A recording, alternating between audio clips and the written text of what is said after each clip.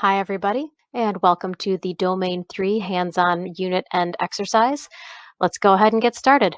As always, we will go to our View tab, to the Window group, and we will split our screen so we can keep our instructions in view at all times. I will mouse over the split between the windows, get my resizing handle, click and drag, and give myself a little bit more room to work up here in the top window.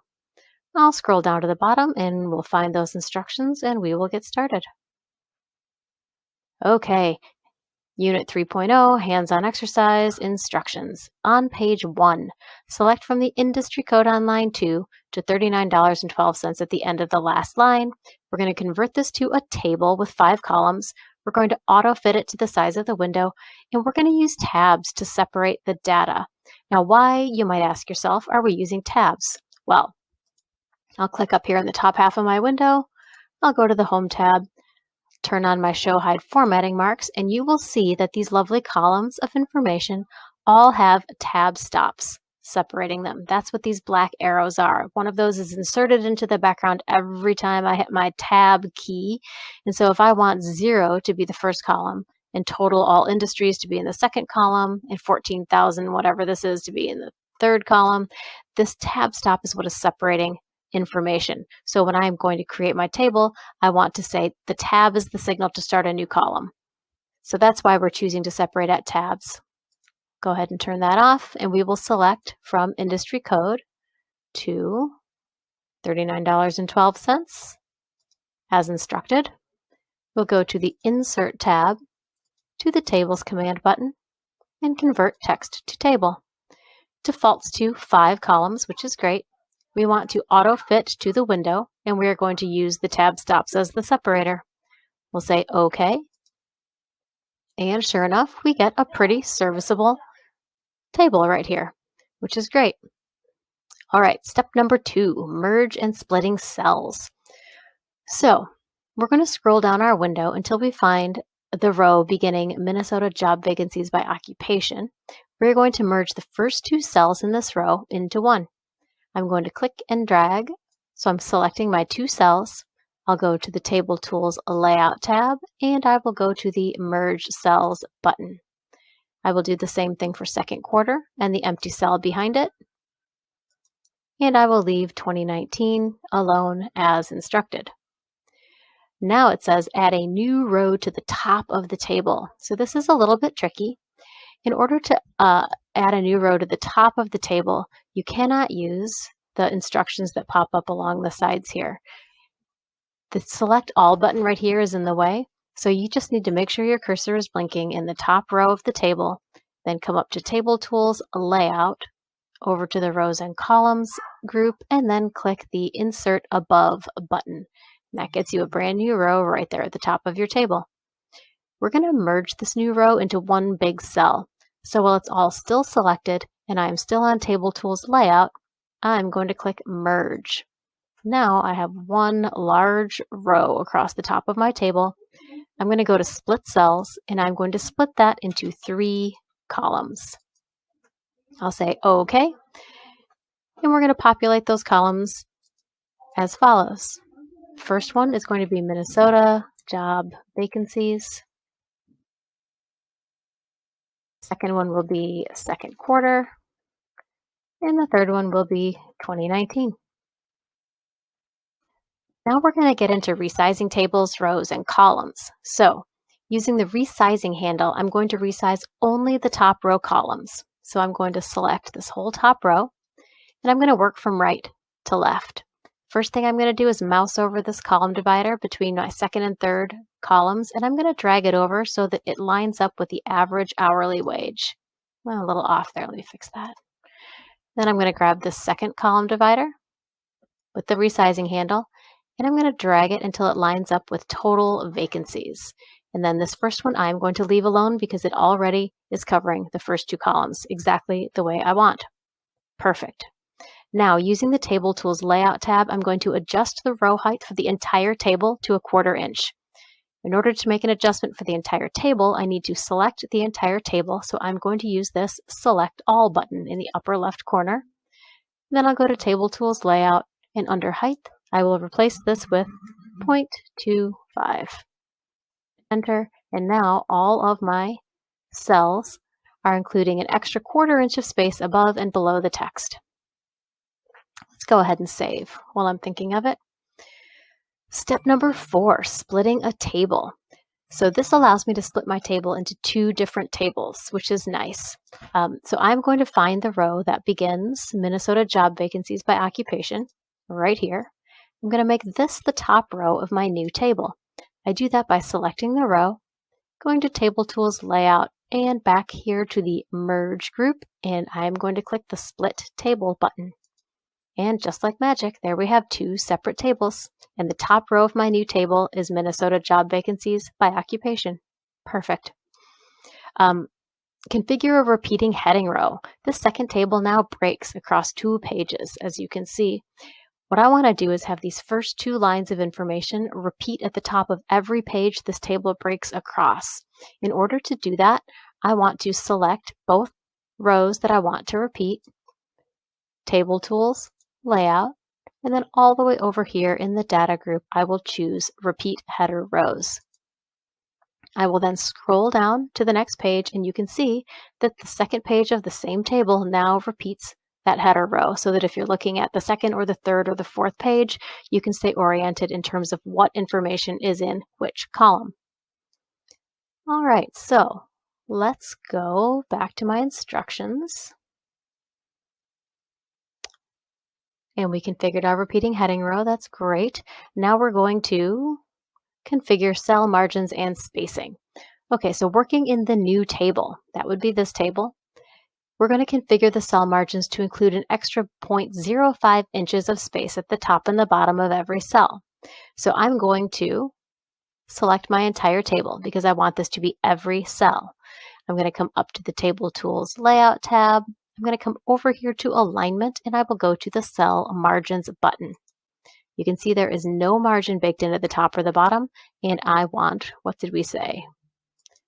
An additional 0.05. So I will just use my up arrow here, 0.05, 0.05, and I will say OK. And this gives me just a little bit more space inside each cell at the top and the bottom. The other thing that we're going to do now that we have a little bit more space inside the cell is we are going to select the second cell in the second column of the new table. So second row, second column, industry name right here. We're going to align that center left. So under Table Tools, Layout, again, in Alignment, we have this grid of possible alignments. We want the data to be aligned to the left, but we want it to float in the center of the cell, vertically speaking. So I will click Align Center Left, and you will see that industry name now floats sort of in the middle of that cell.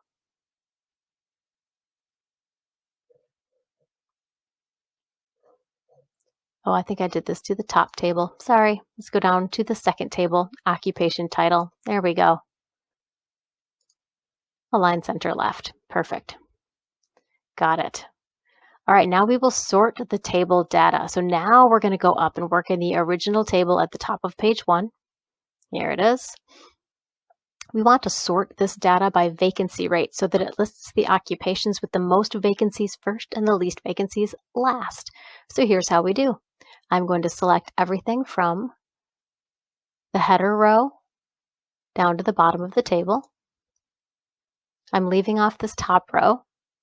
I will go to the Table Tools Layout tab. I will go to Sort. I'm going to include my list. I'm going to say it has a header row, which means that this top row of data in my selection is going to be here so that I can choose a column to sort by. I want vacancy rate, and I want it to be descending, meaning the largest numbers at the top. Make sure you say header row here or you're not going to get the proper drop down up here. I'll say OK. And now my largest vacancy rates are at the top of the list. My lowest vacancy rates are at the bottom.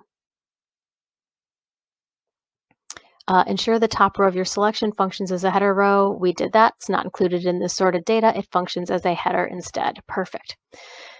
Okay, number 8, converting tables to text. So now that we've done all this hard work, let's undo it. We'll show you how to go backwards. Select the top table, and I will use that Select All button right here, and we will convert it to text using the Table Tools Layout tab, the Data group, and we will say Convert to Text. We will say we want to delineate or to separate at tabs and say OK. And then we will do the same for the table below. Select the entire table, Table Tools Layout, Convert to Text, and separate the columns with tabs. And here we are. We are now back to plain old text. Let's turn on the Show Hide Formatting Marks button. And then if there are any hard returns between the two chunks of text, let's get rid of them. So here's my original table data. And here's my second. You can see there is one hard return right there, just an extra line that I don't want in here. So I'm going to delete that out of there. Now I'm going to select this entire chunk of text and I'm going to cut it. So here we go. Minnesota job vacancies. Scroll down, scroll down, scroll down. There is the entire chunk of text. And I will go home and cut. Yikes. Seems scary, doesn't it? Let's see what we're going to do next. So now we're going to create a table by specifying rows and columns. So I'm going to leave my cursor blinking right up here at the top of the screen.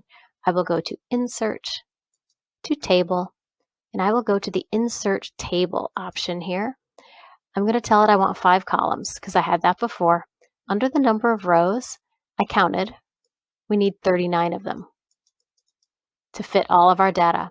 We're going to say we want this to fit to the window, and we're going to say OK.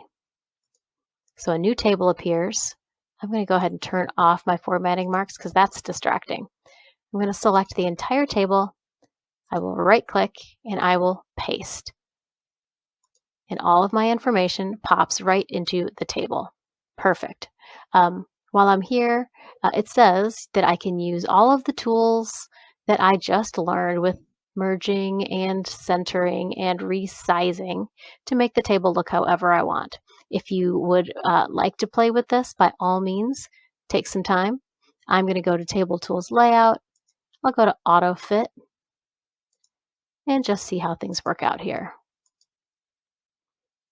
And then if I want to, I can just adjust some stuff on my own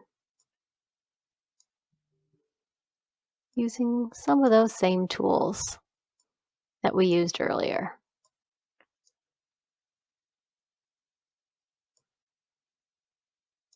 And then you can play with this as much as you like. You can do some merging, you can do some splitting and get that looking the way you want if you want the practice. If you don't, let's go ahead and move on to the bullet and numbered lists, starting with number 10. So I'm going to cruise down to the what was page 2. And I'm going to select the items under the heading Computer Science Occupations. And I will apply a numbered list. So I'm just going to select the default here. I'll just click the fat part of the button. Okay. And then select all the items under Other IT Jobs. Is that all of them? Nope, one more. And we will apply a bulleted list. I'll just choose the fat part of the button and get a standard bulleted list here. Number 11 says we are going to define a custom bullet and apply it to my bulleted list. So defining a custom bullet is fun. You just grab the expand triangle when you've got your list selected, and you go to define a new bullet. I'm going to choose a symbol to be my new bullet. You can scroll up and down through all of these symbols if you like, and pick one that appeals to you. I am going to go with the spades symbol. Spades is my favorite suit, so there you go. I will say OK and OK, and now every bullet in my list has the right bulleted list, the new bullet on it. Great. So now let's select my numbered list, and I'm just going to apply a different numbering format. So I will select my bulleted list. Rather than defining a new one, I'm just going to select something from the library. Let's see, I'll go with ABC. Okay, perfect. Number 12, increase and decrease list levels. So let's select all but the first item on the bulleted list. So here's my bulleted list. I'm going to select all but the first item, and I'm going to increase my list level one time. You can do this a couple of ways. Number one, you can come up here to the paragraph group and you can use the increase indent button. That increases your list level one time. This is the decrease indent button. It brings you back to where you were. Decreases your list level. I can grab the expand triangle here and I can say change list level and I can pick the next one in, or I'll hit the undo button here. I can just hit the tab key to move everything in one list level. I will now select the bottom 4 items on my bulleted list. 1, 2, 3, 4, and I will increase the list level one more time. I'll use the increase list level button here, and then I will select the last item and I will decrease my list level. Okay. Number 13, advanced list numbering. This is going to be fun. So I'm going to select my bulleted list and I'm going to clear the formatting using this clear formatting button right here on my font group in the home tab. And I will apply a numbered list format. I'm just going to grab the fat part of the button and you will see that it chooses the same numbered list format as I used last time. But I want to force the new list to continue this list above. So in order to do that, I'm just going to click right on the numbers themselves, or the letters in this case. I'm going to right click and I'm going to choose continue numbering. In that case, the list looks at the list above it and it picks up where that list left off. If you want to be totally sure that this is actually working and these are talking to each other, click in the bottom of the first list and hit enter to get a new list item, and you will see that the lower list automatically adjusts itself to account for this item. So these two lists are talking to each other. Now it says adjust the second list to skip ahead 6 places. We do not want to leave blank lines for the skipped items. We just want to begin the second part of this list 6 items ahead of where the upper list leaves off. Easy to do. Once again, click on the very first item in the list. I'm on number I here, and then right click. And instead of choosing continue numbering or restart at A, we're going to say set the numbering value. We're going to start a new list, although it's not technically a new list, you will see. And right now the value is at I. I want to set this ahead 6 points. So I'm going to say 1, 2, 3, 4, 5, 6. So this list is going to start at O. I'll say OK. And sure enough, this list begins right where this list left off. And if I hit enter for another new line here, I am starting my list in exactly the right place. So that has been tables and bulleted and numbered lists. I hope that this helped you guys solidify your skills. If you have any questions or anything that's still unclear, feel free to reach out to an instructor or facilitator. Otherwise, repeat as many times as you want until you feel really comfortable with these skills, and then you're ready to move on to Domain 4.